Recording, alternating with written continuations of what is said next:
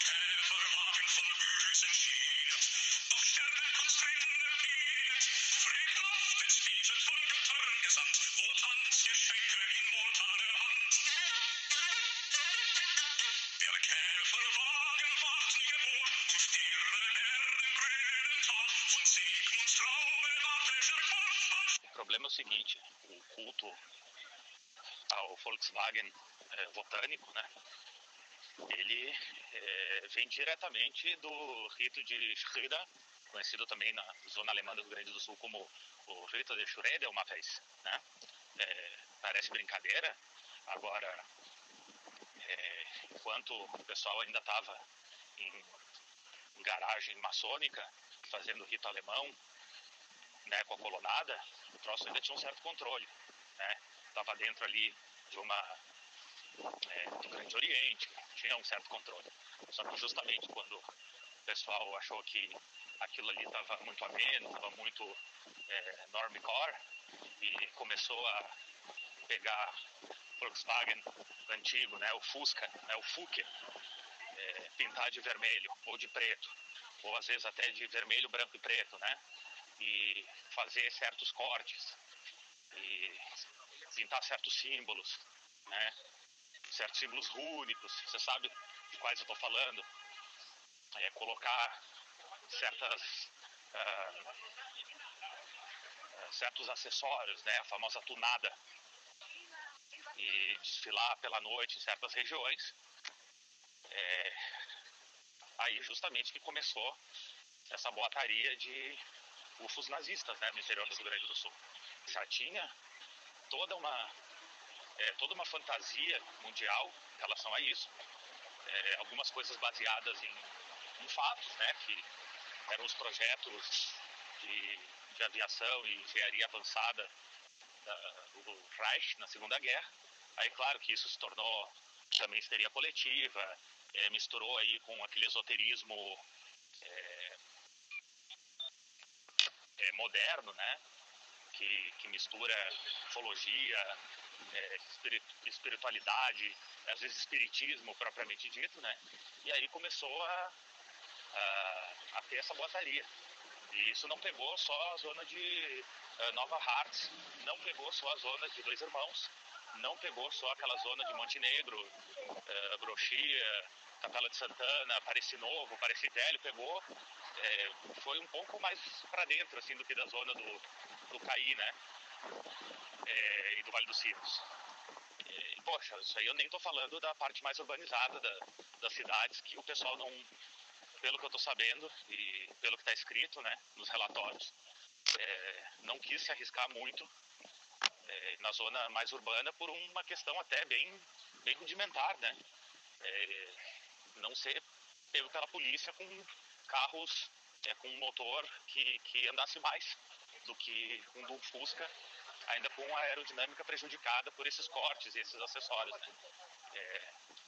Na zona rural, ali em estrada de chão batido, principalmente em certos dias da semana, assim, que o movimento que já era quase nulo virava nulo em absoluto, era muito mais fácil de assustar a colonada, né? E aí, qual foi a resposta oferecida, né, por esses mesmos sectários que saíram do rito de Schröder para começar um rito paramaçônico, botânico, né? Foi vender a solução, né, colonada. Então aí começa, no interior do Rio Grande do Sul, algo que, porra, cara, até dias antes disso acontecer, ninguém nem poderia imaginar. E não foi se tratando de um processo a conta-gotas, né? Não foi um processo passo a passo, um processo de fade-in, assim. Geralmente os problemas aí de insegurança urbana, e nesse caso de insegurança rural, vai começando aos poucos. Não, isso aí foi do dia para a noite. Gente que nunca pensou em pagar alguma coisa para ter segurança, até porque todo mundo sabe, quem não sabe, fique sabendo, todo colono que mora em zona rural tem, no mínimo, na menor das hipóteses, um pau de fogo para sua própria defesa, porque ninguém é bobo, né? Só que aí como é que tu vai atirar numa tecnologia supostamente muito superior a ponto de dar rasante, né? Porque afinal se tratava de um carro que com certas instalações de iluminação e certos cortes na lataria, parecia muito, né? Como eu já disse, um UFO, e que estaria dando esse rasante, né? Ali na estrada de terra, né? Com um sistema de som para simular outros ruídos, disfarçar aquele ronco característico do Fusca, né? Que qualquer colono conhece muito bem. E aí, de uma semana para outra, reunião nas paróquias locais, que é uma estrutura muito comum no Rio Grande do Sul. Geralmente, na real, são igrejinhas luteranas. Em alguns lugares é católica, mas a maioria da zona alemã são igrejas luteranas. Então faz a reunião não dentro da igreja propriamente dita, mas sempre mesmo, assim, um salão do lado, um galpão ao lado, para as festas, né? Para os Kerkfest, para as Oktoberfest, para almoço, janta, para recolher dinheiro para a igreja, esse tipo de coisa, até para resolver questões ali da comunidade, né? Nem sempre nessas zonas aí o pessoal mora a 100 metros um do outro, às vezes mora um a 500 metros do outro a 700 metros do outro, e quando vê já somou 8 quilômetros que um tá do outro ali, e geralmente o pessoal tem um carrinho, mas ou anda de tobata ou vai a pé mesmo, né? Então, ter um lugar centralizador é sempre importante. Aí, reuniões, né, nesses lugares, obviamente tudo arquitetado, né? E aí, o começo da venda de segurança rural para essas pessoas, né, que estavam completamente apavoradas. E aí, não deixava de ser engraçado, porque pelo menos uma vez por mês saía o FUC, né, ali para fazer esse simulacro de UFO botânico, e todas as noites da semana saía o carro de patrulha dando a volta ali para oferecer essa ronda de segurança, né. O que eu não entendi até hoje, não entendi mesmo, tentei procurar até fontes que estavam ligadas à época com isso aí, é como eles convenceram a colonada que o pau de fogo do colono não ia surtir efeito contra o UFO / Volkswagen botânico, mas um Palio 1.0 ou algum carro similar com um cara com um oitão canela seca ia conseguir alguma coisa. Difícil entender esse tipo de coisa, mas foi o que ocorreu segundo os relatórios. Inclusive uma merda ler esse tipo de relatório interno, porque, cara, essa colonada é tão desgraçada que redatou em PTBR, mas usando fonte em gótico alemão, né? Pois é, eu mesmo tenho parentes ali em Santa Catarina, na cidade de São Bento do Sul, que alegam ter visto veículos semelhantes, né? E não só isso, né? Pelo que a gente fica sabendo, né? A galera tem todo um rolê de colocar nos seus carros, né? Uma série de dispositivos que, segundo eles, teriam a capacidade de captar energia vril, né? É basicamente uma espécie de máquina de orgulho automotiva, né? E esse microcosmo do clube do Fusca Único, cara, é um bagulho assim que é uma manifestação, né, tardia dos movimentos Volkisch alemães, né? Esses movimentos que são expressões ultranacionalistas, né? De uma espécie de espiritualidade romântica, né? Mas especificamente um tipo de neopaganismo romântico, né? Para a gente entender como essas coisas surgem, né? A gente tem que entender que o romantismo ele vai surgir ali e essas formas de paganismo romântico como uma forma de crítica espiritual à modernidade, né? E uma espécie de anticapitalismo, né? Não necessariamente progressista, né? E que no caso Volkisch não é nada progressista, né? Mas que no caso geral, né, se a gente fosse pensar em romantismo, né, você vai ter esse resgate de mitologias antigas, mitologias também inventadas, né, você também tem toda uma relação de um certo passado imaginário, a nostalgia comunitária, que tem todo esse lance aí com o clube do Fusca, né, vale lembrar que a gente já no podcast anterior, né, a gente já chegou a comentar sobre o clube de bocha odinista, né, e infelizmente aí, né, existem pessoas que não querem que a verdade seja dita, né, esse episódio e outros, né, saíram no ar, mas enfim, passado é passado, né. Mas todo esse universo nostálgico, de retorno, né, de sonho, ele tem essa natureza profundamente ambígua, né? E as coisas podem se resvalar tanto para extrema esquerda, né? Tanto para uma tendência revolucionária, até para uma tendência reacionária, né? Como o caso dos movimentos Volkisch, né? E assim, para começar, eu acho que é preciso entender que o Fusca, nesse contexto, ele não é um carro, né? Ele não é um carro, ele é um símbolo material de uma forma de resistência, né? Então, quando esses caras eles transformam os veículos deles em objetos que vão emular esses OVNIs, né? Eles vão estar reencenando uma espécie de impulso, né? Típico do romantismo. Porque esses OVNIs, né, no imaginário deles, seriam veículos ancestrais, né? Seriam os vimanas da literatura hindu, né? Então, eles modificam os carros para eles se conectarem com esse passado indo-europeu ancestral, né? É uma tentativa de, através do Fusca, realizar uma espécie de encantamento do mundo, né?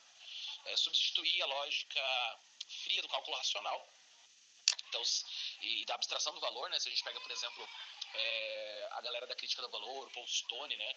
Afirmam muito bem isso, né? E, aliás, mais pra frente a gente pode dizer e afirmar e ver como muitas vezes o romantismo é uma má resposta, né? A isso, né? E, enfim, né, eles trocam essa relação mecânica por uma relação qualitativa, concreta com o cosmos, né? O Fusca, ele é um okema, né? Um veículo espiritual. E é interessante, né? Porque o Fusca, ele, originalmente, ele é um produto de indústria automobilística massificada, né? Ele é um veículo, ele é um veículo da indústria, né, massificada. Mas eles tornam, né, o Fusca em uma espécie de símbolo de comunidade orgânica, né? Então eles buscam transcender essa função utilitária, né, do Fusca, né? Então esse jogo entre Gesellschaft e Gemeinschaft, não sei como se pronuncia direito, sou mal alemão, é curiosa aí, né? E assim, se você pega ali os movimentos Volkisch, né, o que eles idealizavam? Eles idealizavam comunidades étnicas, pré-modernas, e pensavam que aquilo seria um antídoto, né, à internacionalização das identidades, à dissolução, à desfragmentação dos laços comunitários, né. E é curioso, né, porque esse fenômeno gaúcho e catarinense, né, ele mostra que não é um fenômeno restrito, né, aos contextos europeus. Então, esse sincretismo entre esoterismo e cultura popular tá aí, né? É muito viva, né? Eu acho curioso, eu acho importante a gente manter que existe uma espécie de continuidade estrutural que atravessam todos esses movimentos, né? Então, todo mundo partilha uma espécie de cosmovisão que vai opor o concreto ao abstrato, o orgânico ao artificial, o sagrado autóctone, né, local, regional, encontra uma espécie de profano, globalizado, internacionalista, né? E claro, isso vai se resvalar depois, como o Postone muito bem, assim, indica, em antissemitismo, né? Porque muitos desses movimentos vão tomar o judeu, né, como uma figura dessa desacralização do mundo, né? Hoje em dia a gente pode ver nesses movimentos de extrema direita contemporâneos um outro personagem surgindo, né? Que é as pessoas trans, né? A pessoa trans, ela se tornou esse símbolo, né? Esse substituto do que deveria ser o verdadeiro objeto da crítica, né? Que é o capitalismo, né? Mas é assim que as coisas começam e vão operando, né? E assim, como eu tô falando, esse tipo de crítica romântica ao capitalismo, né? Ela tem pontos assim, você vai encontrar movimentos, como eu falei, à esquerda às vezes e tal, mas é muito perigosa, né? Porque ela pode resvalar para esse lado aí, né? Você vai cair inevitavelmente em dualismos essencialistas, e por isso que a gente vê movimentos até neopagãos ali da contracultura, né? Que é tipo um pequeno revival desse espírito, né? Reproduzindo, às vezes, discursos essencialistas. Então, sei lá, a gente tem alguns movimentos neopagãos que foram muito importantes aí pro pro feminismo dos anos 60, 70 e tal, com todo um rolê de sagrado feminino, etc. E daqui a pouco se tornam plataformas de transfobia hoje no mundo contemporâneo, né? Então é muito complicado, assim. A gente tem que tomar cuidado quando a gente lida com esses assuntos, né? Porque, claro, a gente não pode ser injusto com grupos que se manteram progressistas, se manteram com uma visão libertadora, né? Mas esse perigo que ocorre dessa espiritualização da luta contra o capitalismo é um perigo que está aí, né? No caso do Clube do Fusca, a energia vril, né? A energia vril ela vai ser imaginada como uma espécie de força pura, ancestral, uma espécie de oposição à degeneração do mundo, né? Então, porra, é uma lógica que vai em contextos aí perigosos, tipo do nacionalsocialismo alemão, né? Se traduzir nessa divisa entre o indo-europeu, o germânico, o alemão e o judeu. E que hoje em dia se traduz, né, entre a pessoa cis, cristã, do bem, ocidental, né, e os outros, né? E hoje em dia eu acho que a figura que mais se encaixa aí é a figura da pessoa trans, né, que é vista como esse o artificial, o fruto de uma agenda internacionalista, o fruto de uma espécie de devir técnico que desenraiza as coisas, né? Uma espécie de transgressão contra a natureza, vamos assim dizer, né? E essa idealização da Gemeinschaft, né, vai uma hora ou outra pegar o estrangeiro, o nômade, o não autêntico, né? Aquele que não partilha dessa comunhão primária entre verdade, autenticidade, né, e etc, né? Então, essa projeção, né, da abstração capitalista em uma mitologia espiritual pode acabar dando muito mal, né? E o que eu vejo, por exemplo, no Clube do Fusca, e alguns desses clubes do Fusca, é uma tendência para isso. Né? A gente sabe aí que tem algumas bandas de uma determinada corrente do black metal aí que tem certas ligações com esses clubes, né? E nada contra o black metal enquanto tal, né? Até curto, até tive projetos aí nesse gênero, mas a gente sabe que tem todo um rolê aí, né, em alguns clubes de Fusca, onde a galera fecha o clube e daí algumas bandas muito específicas vão tocar, né? Eu nunca vou me esquecer de um certo cara tem uma Only Man Band, né? Muito famoso no black metal e tal, muito polêmico também, e que veio tocar aqui no Brasil, né? Mas engraçado que o cara era norueguês e sofreu racismo aqui, né? O pessoal achava que ele não era branco o suficiente. Eu não sei se ele foi tocar em Pomerode, mas foi em Santa Catarina, não foi Rio Grande do Sul, não. Mas disse que o cara sofreu racismo, não acreditavam que ele era realmente norueguês e tal, apesar de ser loirão e tal, mas o cara tinha pegado um pouco de sol antes, porque tinha uns parceiros dele no Rio de Janeiro, sabe como é? Mas enfim, eu acho que isso é outra história, né? Eu acho que eu tô me perdendo aqui. Mas, cara, aqui, só pra fazer uma meia-culpa, é errado, por exemplo, pegar todo o paganismo romântico, todas essas espiritualidades românticas, né, e dizer que é tudo reacionário, né? É errado. Se a gente pegar lá o Michel Louvi, né? O Michel Louvi, ele vai dizer que esse romantismo anticapitalista, ele vai ter múltiplas tendências, né? Então você pode ter tendências que são potencialmente revolucionárias, você vai ter tendências que são decadentistas, né? Que tem aquela coisa que não adianta nada, o mundo foi perdido, né? Que é um romantismo, assim, mais na vibe alcoolismo e sífilis, sabe? Cirrose e sífilis, né? E daí tem também esses romantismos reacionários. A gente vai ter pegado, né, a tabelinha de categorias que o Louis pega, eu tô lembrando de cabeça aqui. Mas é só vocês procurarem aí o Michel Louis na internet aí, que ele tem as categorizações de tipos, né, de romantismo anticapitalista. Você vai ter desde o revolucionário, né, até as suas versões reacionárias, né? Então você vai ter alguns que não vão querer regressar ao passado, mas tomar um passado como uma espécie de inspiração, né? Que vão ver o passado como uma espécie de recurso imaginativo para a construção do futuro. Cara, a gente pode ver, por exemplo, na própria, por exemplo, reapropriação que o Walter Benjamin faz do imaginário judaico e tudo mais, né? Ele faz uma espécie de retorno a uma determinada consciência mítico-religiosa para se apropriar dos elementos revolucionários dentro dessa consciência mítico-religiosa. Então, é uma coisa que está ali, né? É uma coisa que está aí, né? De certa forma, né? A gente não pode negar de forma alguma, né? Mas assim, eu acho que podem existir clubes do Fusca único que não tem uma tendência reacionária, mas a questão realmente é que esses clubes precisam se afirmar, né? Como não tendo. Porque é complicado, né? Porque pode ser uma reapropriação criativa, né? Do negócio. Pois até, por exemplo, se você pensa na apropriação do Fusca, uma reapropriação da tecnologia capitalista para fins anticapitalistas. É legal, né? Para pensar outros mundos, né?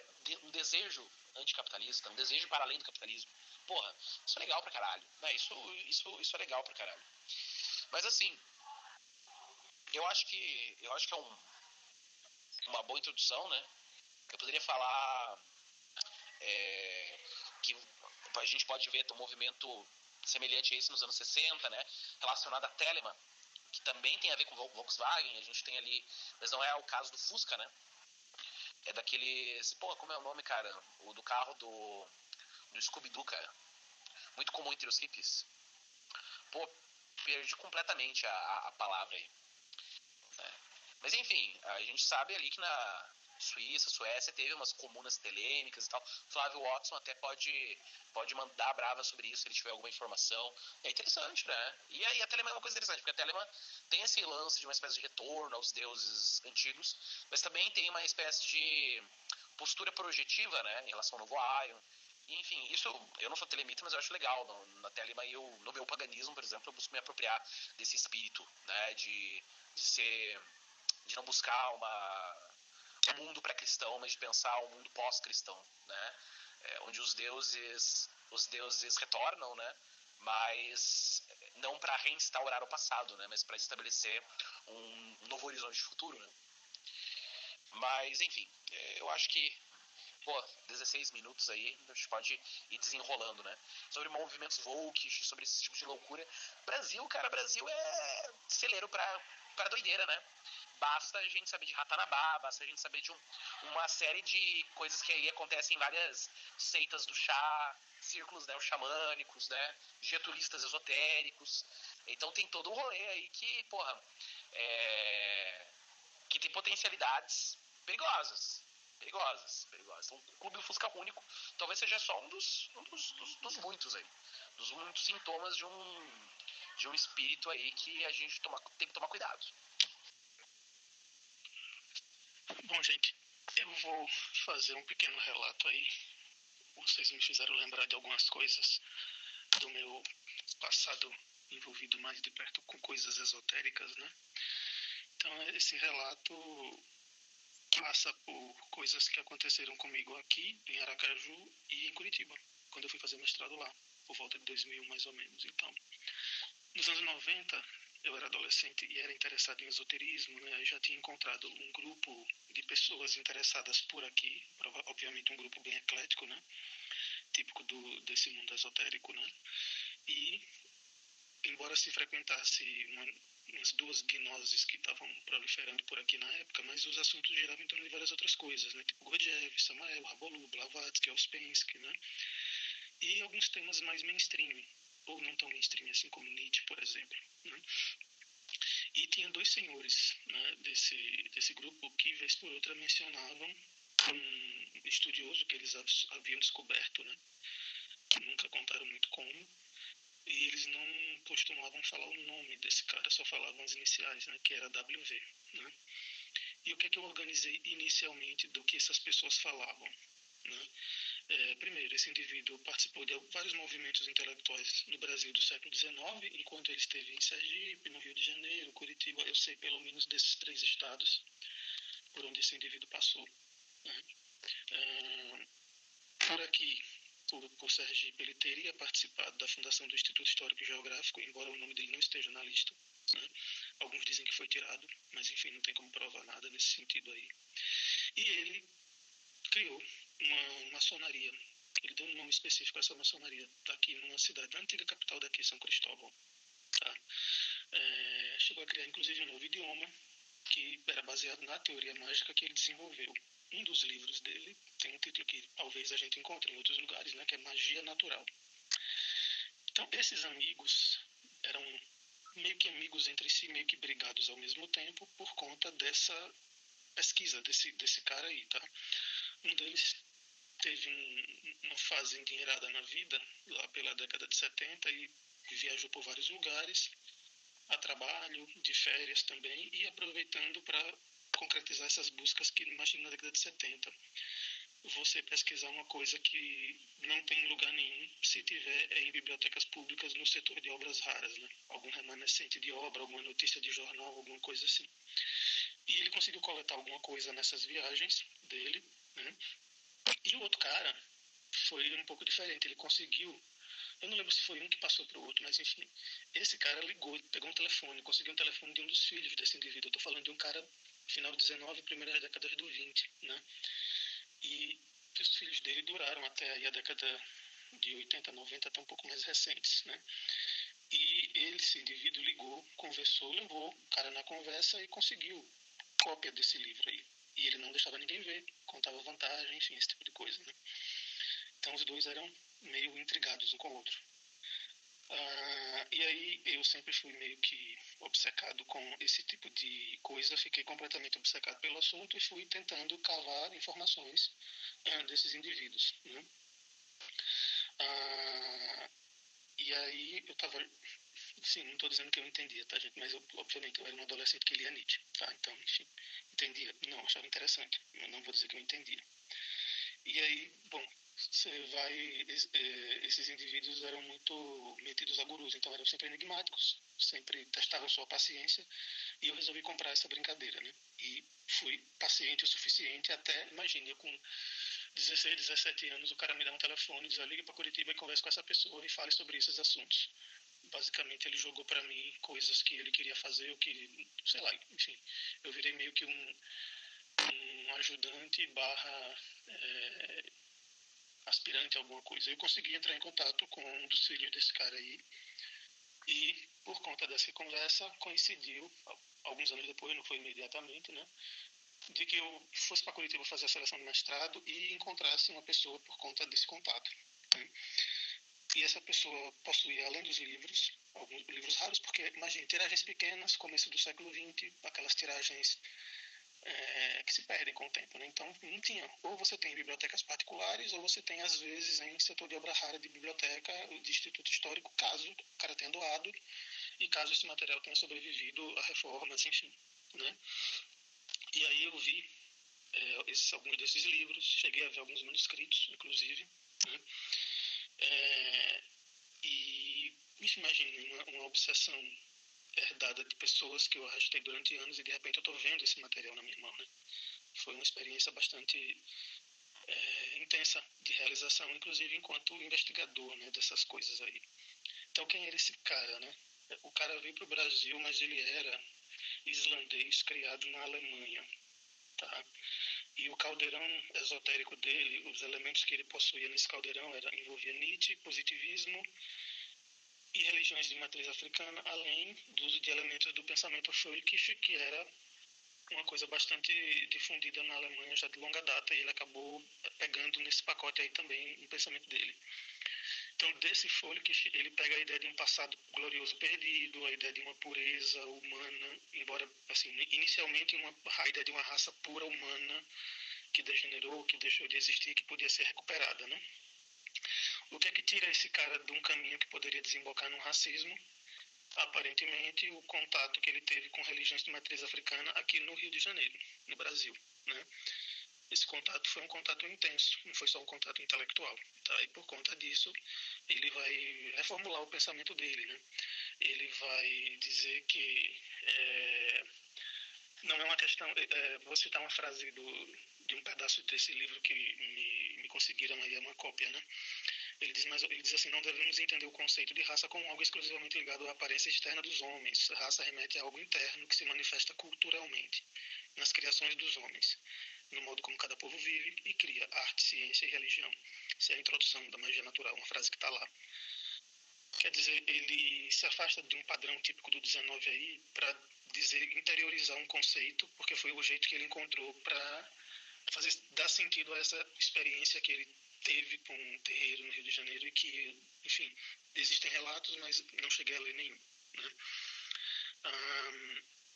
De Nietzsche, ele faz aquelas leituras bastante heterodoxas, né? Não são leituras acadêmicas, vamos dizer assim.